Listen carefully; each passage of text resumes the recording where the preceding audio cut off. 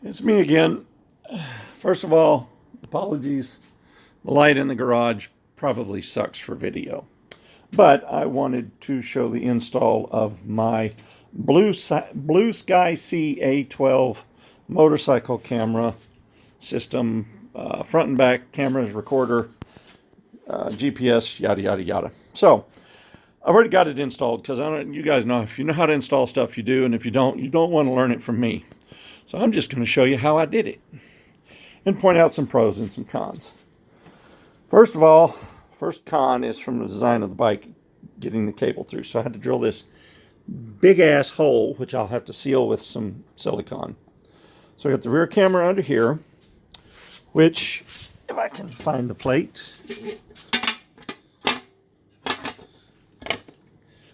fits perfectly. And on my test fitting, didn't show the plate in the camera, but it might, and we'll see. If it does, I'll have to adjust it. We'll see in just a minute. So, ran that into here, and then fed it around through here, fed it here, under the tank. I did not remove the tank. I'm not taking the tank off, up to here. So we have the power supply, run positive, yellow to positive, black to negative.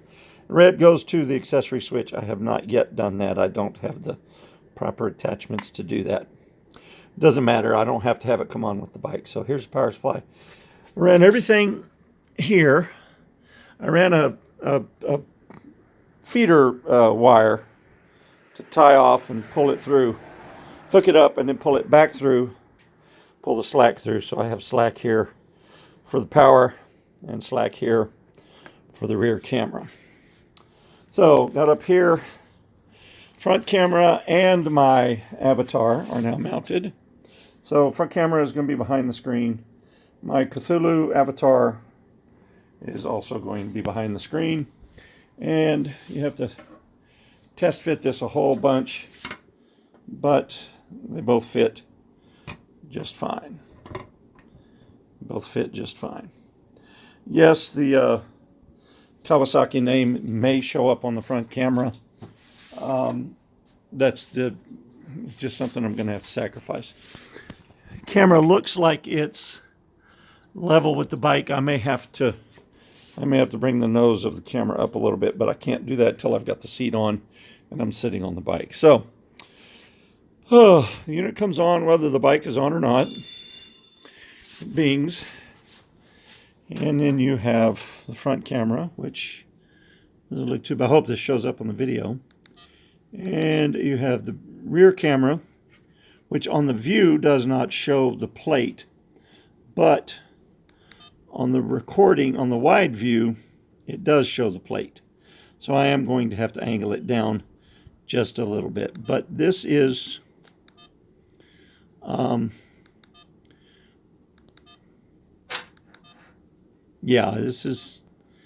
I have to angle it down a little bit because it is showing the plate, and it wasn't on my test fit, but things get adjusted when you're doing things. So let's pull the plate, adjust it down a little bit, put the plate back on. Now let's look at it.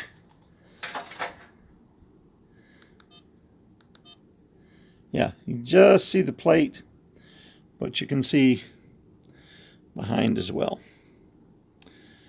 See, on this view you can't see the plate, but you can see farther down. So it's actually recording more, and I've had this happen with other cameras. It records more than you see on the screen. So it records a much wider field than you see on the screen. And I've done this on that Jeep, on that car, and on the Jeep that used to park there that I sold. I've had two camera systems on all my vehicles. And I know from seeing recorded video that these two cameras record more than you see on the screen. So I'm assuming that the Blueskysea does also. I haven't ridden it yet, so I haven't tested it on the road and looked at the video to see what it is. They claim there's an app you can use because it generates its own Wi-Fi and you can connect to the app. I have not done that yet. But their mounting system sucks. Oh, it sucks so bad.